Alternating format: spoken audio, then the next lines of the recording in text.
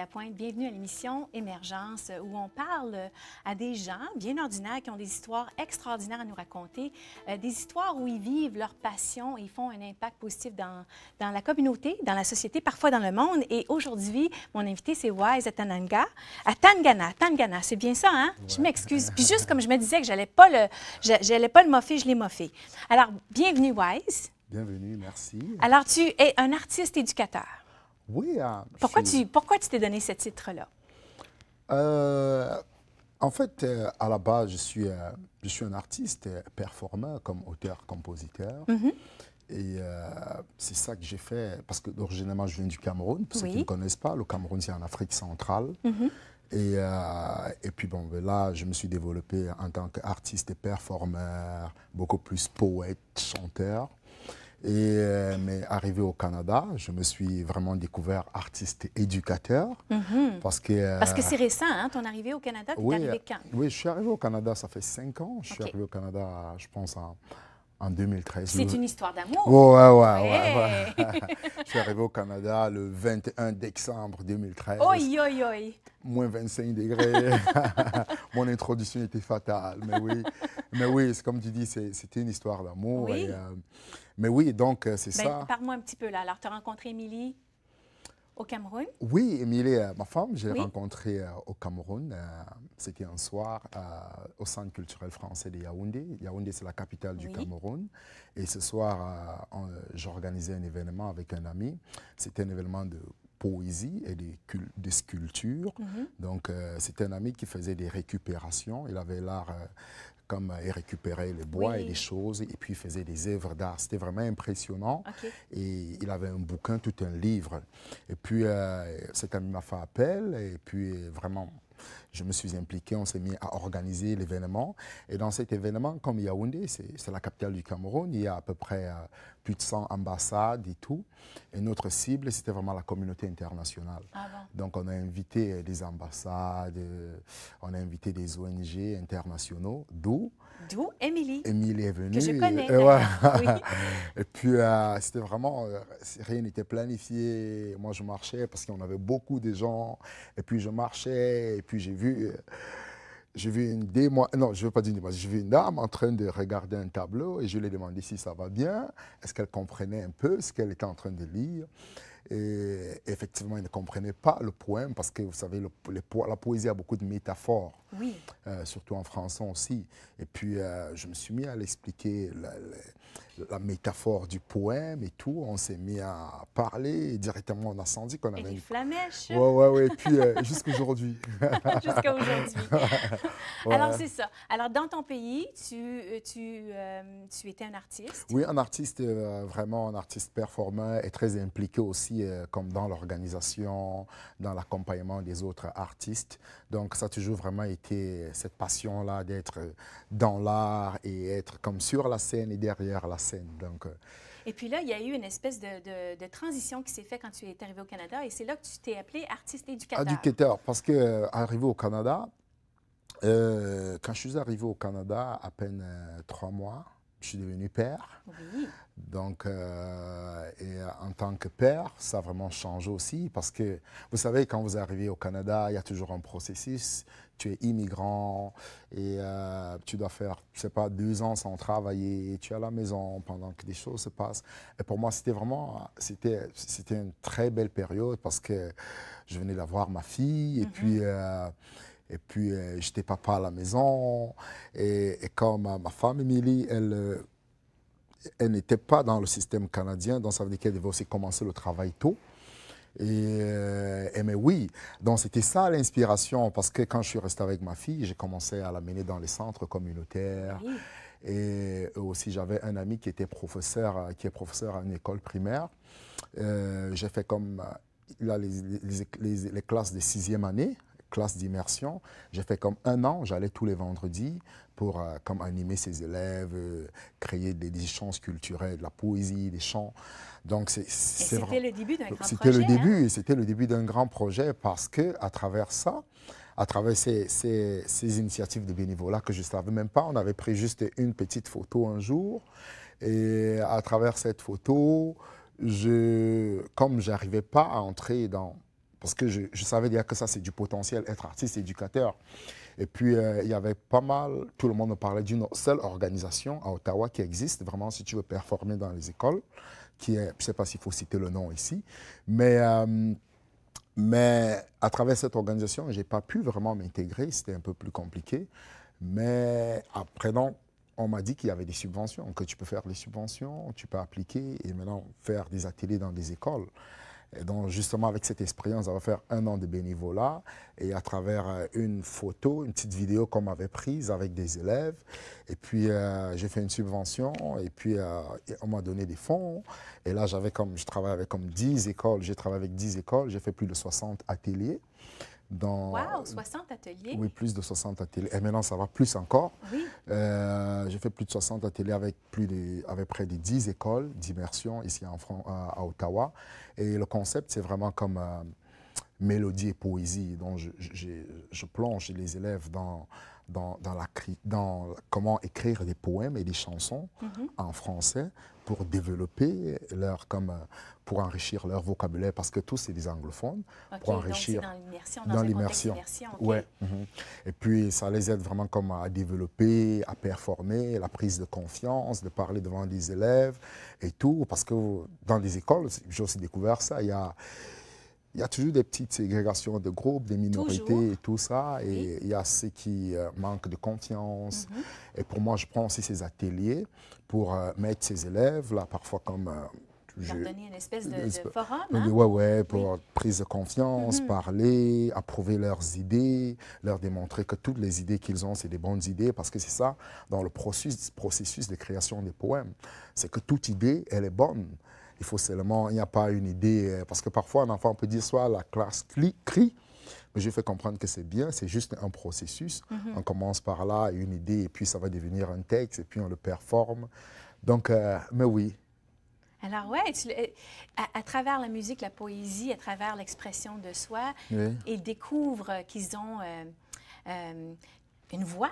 Oui. Ils ont quelque chose à dire. Mais regarde, justement, tu veux montrer c'est de là un peu que ton projet de Mafolo... Oui, ça c'est le projet de Mafolo Baby. Lui, c'est un projet par contre... Est-ce que c'est à partir de ton expérience dans les écoles ou c'est différent comme inspiration? Ça, ce projet... L'inspiration, vraiment... On va le mettre à l'écran. Ouais. Ce projet, vraiment, la première inspiration, c'est comme je dis, c'est parce que je suis devenu père. Oui. Et puis, j'allais dans les centres communautaires et tout. Je ne trouvais pas de programme en français parce que j'habite à Ottawa. Oui. Je ne trouvais pas de programme en français dans les centres communautaires et tout. Pour les préscolaires? Oui. Et puis, avec ma fille, parce que ma fille... tout son monde est en anglais, je voudrais quand même l'introduire dans le français. Oui, tout à fait. Oui. Et puis, l'idée m'est venue, je me suis rappelé que moi, je suis né dans une grande famille, nous sommes 8 enfants dans ma famille. Et puis, quand j'ai grandi dans mon village avec ma mère, les berceuses, les chants, c'est des choses vraiment qu'on trouve partout. Oui. Toutes les mamans chantent parce que il y a beaucoup d'enfants à la maison. Je chantais des chansons à mes filles que mon arrière-grand-mère chantait à ma grand-mère et que ma grand-mère a chanté à ma mère, etc. Voilà. Alors, c'est des chansons qui ont des centaines d'années. Voilà. Oui. Donc, et puis, je me rappelais de ça et puis j'ai commencé à chanter à ma fille en ma langue maternelle parce que ma langue maternelle, c'est les Wondo. Oui. Ça, c'est une langue du Cameroun. Oui. Et puis, je commençais à chanter à ma fille. Je sentais qu'elle aimait ça. Elle trouvait ça intéressant. Et puis, je me suis créé tout un répertoire. Je me suis rendu compte que j'avais tout un répertoire. Et bien après, comme on avait un enfant, on avait aussi des amis qui avaient des enfants. J'ai fait comme un petit test pilote avec des amis qui avaient des qui avaient des enfants pour voir vraiment l'effet que ça peut faire, comme les berceuses du Cameroun, traduit en français, en anglais et tout. Oui. Et puis, j'ai fait ça, un pilote de 6 semaines avec des amis. Tout le monde était d'accord. Ils ont beaucoup aimé le programme. Après, j'ai présenté le programme au centre communautaire du GLIP. Ils ont validé le programme. J'ai fait ça avec eux, j'ai fait près de 50 ateliers aussi. Alors, ton programme pour bébés a fait des bébés. Hey, on se prépare à la pause. Tu nous chanterais quelque chose? Oui, pourquoi pas? S'il vous plaît. Chante-nous quelque chose que tu aurais chanté à ta fille. Je peux jouer avec mes instruments. Oui, ça, tes instruments. Ouais. Je vais jouer, ça c'est Ça, c'est un instrument, ça, c'est des instruments traditionnels du Cameroun qu'on appelle Tchap-Chikalachi. Tchap-Chikalachi. Tchap-Chikalachi. OK.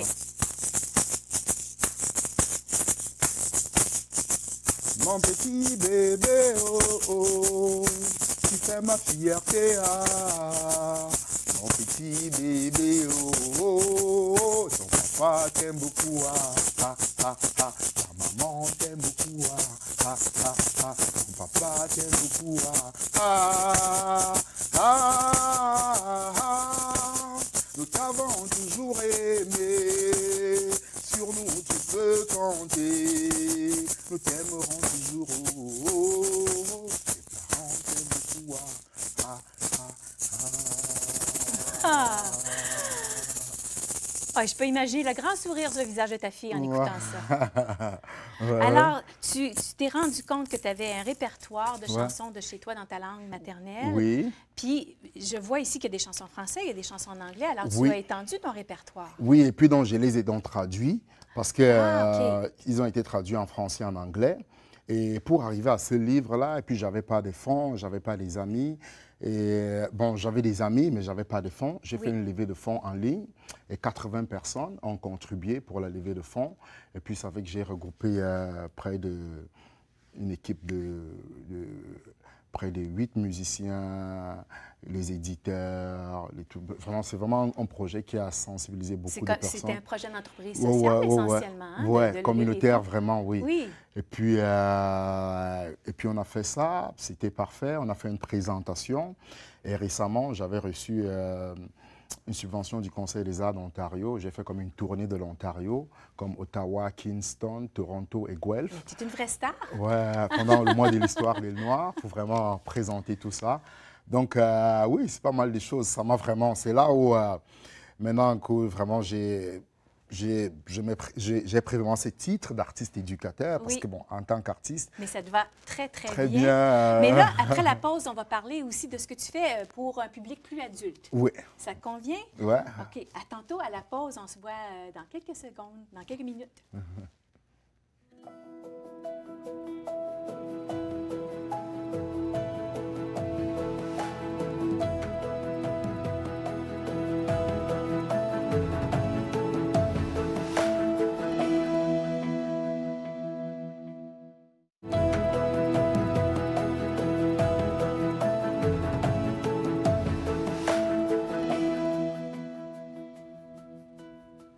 On est de retour à l'émission Émergence avec Wise Tangana, qui nous parlait de son projet de cœur essentiellement, qui est Mafolo Baby.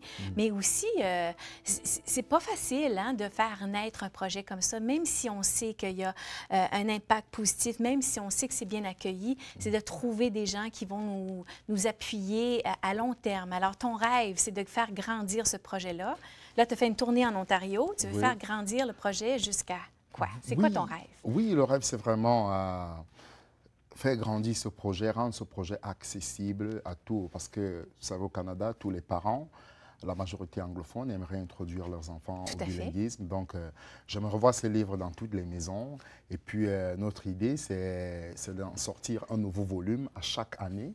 Donc, vraiment pour grandir avec ses enfants et vraiment, et ça soit présent, que ça soit même présent dans les écoles. Et puis, c'est vraiment le grand rêve que beaucoup de personnes aient accès, puissent l'avoir. Donc, d'où trouver des éditeurs, trouver des partenaires sérieux qui pourront croire. Parce que, comme je dis, c'est un projet qui a une histoire quand même. Il y a toute une communauté derrière. Et bien oui. Donc, on recherche vraiment des personnes On te le souhaite. Puis là, l'appel est lancé. Oui, merci. Peut-être qu'il va y avoir de la magie qui va se produire. Oui, pourquoi pas. Alors, c'est ça. Tu t'es trouvé une vocation essentiellement d'artiste-éducateur. Tu nous as parlé un petit peu de comment tu avais fait du bénévolat, puis tu as trouvé une façon dans le fond,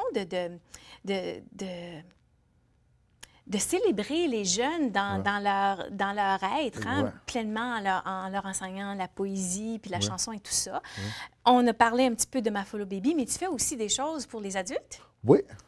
Alors, c'est quoi les choses qui t'interpellent dans le monde des adultes, dans la chanson pour adultes? Oui, dans la chanson pour adultes, parce que là-bas, je suis un poète. Et puis, mon concept musical, je l'ai un peu comme nommé comme rime et motivation.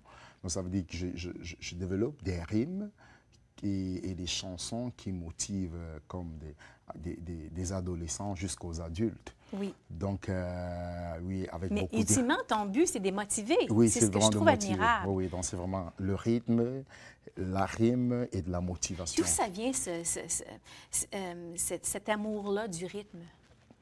Bon, c'est clair que moi, j'ai grandi au Cameroun. J'ai grandi dans un village où tous les soirs, il y avait des rythmes. Et puis, le Cameroun, c'est un pays avec une très grande diversité ethnique et culturelle. Je ne savais pas. Oui, c'est un pays, on a 300. Les gens appellent ça dialecte, moi j'aime appeler ça langue parce que c'est des cultures à part et entière, très profondes. Ah, OK. Donc, on a 300 langues qui se parlent au Cameroun, à part l'anglais et le français. Parce que le Cameroun et le Canada, c'est les seuls pays bilingues au monde qui sont dans la francophonie et le Commonwealth. Mais à l'inverse, c'est que le Cameroun, en majorité, les gens sont francophones. Donc, il y a comme 10 régions. Il y a 8 qui sont francophones, 2 sont anglophones, mais le gouvernement, tout est bilingue. Donc, et puis, à travers cette... et chaque ethnie a une culture, a un rythme différent et c'est très présent. Donc j'ai vraiment grandi autour de cette influence où les sons, les rythmes, c'est très fort. Et puis aussi, avec aussi mon grand-père, quand je grandissais au village tous les soirs, c'est quelqu'un qui aimait nous raconter des histoires. Comme on se retrouve au coin du feu, on avait toujours hâte, comme, surtout pendant les grandes vacances, de se retrouver tous les soirs au coin du feu avec lui, écouter ses histoires. Donc oui, j'ai juste trouvé, donc, je pense que j'ai vraiment grandi avec cette influence de vouloir raconter. Ça fait partie de la fibre de qui tu es. Oui, oui, oui. Donc de vouloir raconter, de vouloir toucher le rythme. Et puis bon, quand j'ai grandi aussi, j'ai commencé à connaître la culture urbaine, comme on va dire, de l'afrobeat urbain, du hip-hop et tout ça. Et quand j'étais adolescent et tout, donc c'est toutes ces influences vraiment que je reflète vraiment à travers ma musique, à travers mon style, à travers qui je suis. Et donc, on va écouter tantôt un extrait. Est-ce que tu peux l'introduire, cet extrait-là? C'est la deuxième chanson de ton album. Comment s'intitule ton album? Oui, mon album, c'est Rime et Motivation. OK. Et la deuxième chanson, c'est Le temps est une mine d'or. Le temps est une mine d'or. En fait, c'est quelque chose qui est personnel et aussi pour motiver aussi les personnes d'où je viens et même les pays G7, les pays industrialisés, qu'en fait, comme dans les pays occidentalisés, les pays industriels, tout le monde pense que le temps, c'est l'argent parce que tout le monde court après 1 heure, on te paye. Mais pour moi, je pense que le temps, c'est tout ce qu'on possède. On devrait éduquer les gens d'une autre façon. Le temps, c'est une fortune, c'est tout ce qu'on possède. Pour ceux qui croient en Dieu, c'est la vie, c'est tout ce qu'on possède, c'est le temps. Donc, à travers cette chanson, c'est vraiment pour célébrer le temps et, oui, et faire comprendre à des personnes qui sont moins jeunes que moi, des personnes qui ne connaissent pas toujours la valeur du temps, d'essayer de regarder un peu ce concept. Ce n'est pas 1 heure payée quoi, de regarder dans la grande image du temps. Ah, j'aime ça. Parce que c'est vrai que les jeunes, hein, je pense, c'est peut-être eux qui ont la moins grande appréciation du temps parce que pour eux, c'est devant eux, hein, c'est presque interminable. Mais quand on arrive à mon âge, on commence à se dire, OK, alors j'espère qu'on est prêt pour écouter un extrait. Je vais voir. Sinon, ben, on va continuer à jaser. Hein? Alors, tu as combien de chansons sur ton album? Oui, c'est un album de 12 titres. Est-ce que j'ai le CD ici? Ah non, je pense que justement, c'est le... Peut-être on peut l'avoir ici. On a beaucoup. Ouais, il est ici. Voilà. Ah, bon, OK. Là. Donc, c'est un album de 12 titres. L'album a aussi été soutenu par le Conseil des arts de l'Ontario et la ville d'Ottawa. Et vraiment, c'est comme j'ai dit, le concept, c'est développer des rimes et motiver. Et j'ai vraiment aussi écrit ça avec 2 objectifs en tête. C'est comme, oui, je partage avec l'Amérique du Nord cette vibration, cette rythme, ces mélodies. Et puis les paroles, c'est aussi de motiver ces personnes qui sont de l'autre côté là-bas, que oui, on est arrivé ici. Et parfois, quand nous, la diaspora, nous sommes ici, il n'y a pas toujours un franc dialogue entre les personnes qui restent là-bas et nous qui sommes ici. Donc, oui, c'est ça. C'est une façon de bâtir un pont, un peu. Ouais, ouais. On me dit que l'extrait est prêt, donc on va écouter un extrait de cette deuxième chanson. Merci.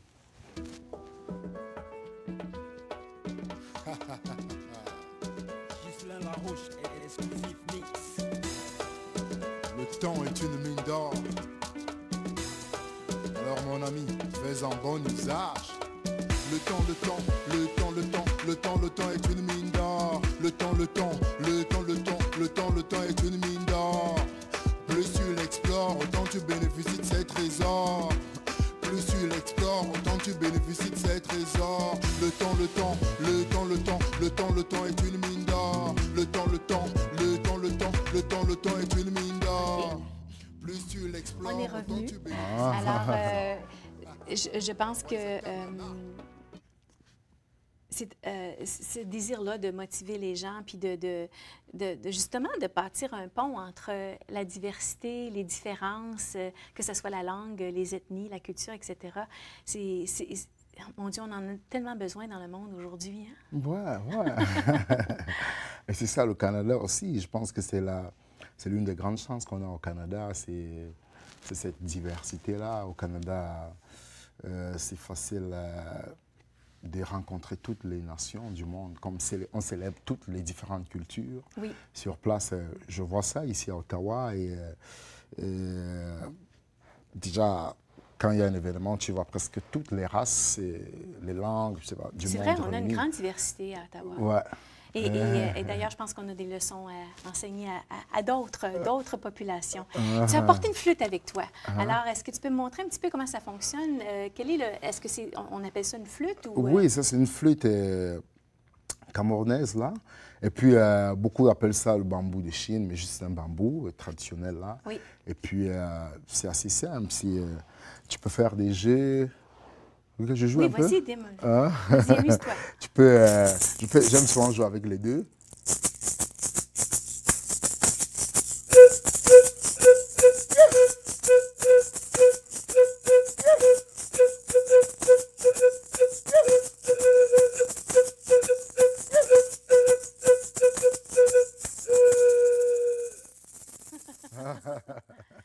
Ça me rappelle un petit peu le son de la nature. Hein? Ça peut être inspiré de là aussi. Ouais. Moi j'aime des sons naturels. C'est comme j'ai dit, je suis un fruit comme traditionnel et urbain. Donc j'aime vraiment les deux. Et puis même dans ma musique, j'aime des sons naturels. J'aime jouer des choses naturelles.